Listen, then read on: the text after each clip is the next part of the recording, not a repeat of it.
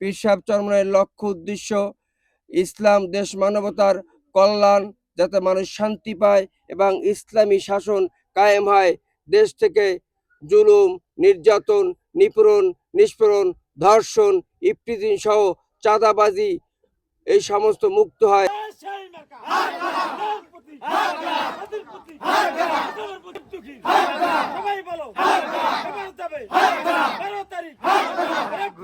আবুল হাসান বখারীর সমর্থনে আমরা এই দুমকি উপজেলার 5টি ইউনিয়নের প্রত্যেকটা ওয়ার্ডে, মহল্লায় আমরা ইসলামী আন্দোলনের নির্বাচনী প্রচারণা চালিয়ে যাচ্ছি।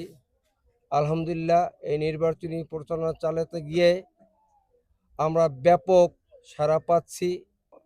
জনগণ আমাদেরকে আশ্বাস দিচ্ছে যে ইসলামী আন্দোলন বাংলাদেশ যদি সুষ্ঠু নির্বাচন হয়, বর্তমান সরকার যদি সুষ্ঠুভাবে নির্বাচন করতে পারে এবং সহায়তা করে কোনো বাধার সম্মুখীন না হয়, তাহলে এই পটুয়াখালী 1 আসনে বিচারে দুমকি উপজেলার প্রত্যেকটা সেন্টারে ইসলামী আন্দোলন বাংলাদেশের মনোনীত হাত পাখার প্রার্থী আল্লাহ মাওলানা আবুল হাসান বখারী ফিরোজ সাহেব বিপুল ভোটে বিজয় হবে ইনশাআল্লাহ।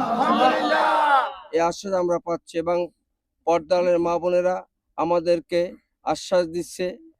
পূর্বে আমার ভোট আমরা দিতে পারি নাই, ভোটের কেন্দ্রে গিয়ে দেখেছি যে আমার ভোট অন্য দিয়ে গেছে। এভাবে হলে তো নির্বাচন না করাই ভালো। সরকার একটা ঘোষণা দিলেই হয়।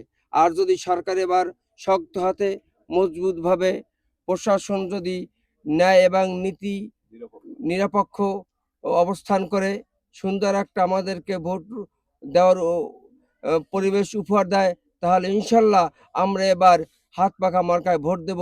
কারণ এবার ইসলামের পক্ষের একটাই মার্কা, হাত পাখা।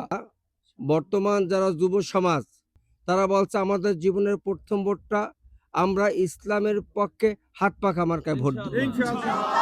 এটা যুব সমাজ আমাদের কাছে তারা নিজ উদ্যোগ থেকে বলতেছে এবং মা বোনরা বলতেছে আমরা ভোট দেব ইসলামের পক্ষে, হাত পাখার ভোট দেব, চরণে পীর সাহেব হুজুরকে ভোট দেব।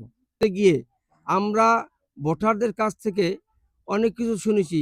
তা হলো, যেমন ভোটাররা বলতেছে যে এক গ্রুপ নির্বাচনে ভোট চাইতে আসছে, বলে যে চরমনাই দাঁড়িপাল্লা এরা ঝগড়া করে, অতএব এদেরকে ভোট দেবেন না, আমরা ইগুল নিয়ে ইগুলকে ভোট দেবেন। আবার আরেক জায়গায় আমরা প্রচারণায় গিয়েছি, সেখানে শুনেছি যে যদি হাত পাকায় ভোট দেন, ভোটটা ধানের শীষে দেওয়া হবে। আবার আরেক জায়গায় আমরা শুনেছি আমরা চরমনাই বাংলা সবাই মিলে গেছি, আপনারা এইগুলি ভোট দেবেন। এইভাবে নানাবিধ কথা, কোনো বাধা বিঘ্নতা আমরা পড়িনি।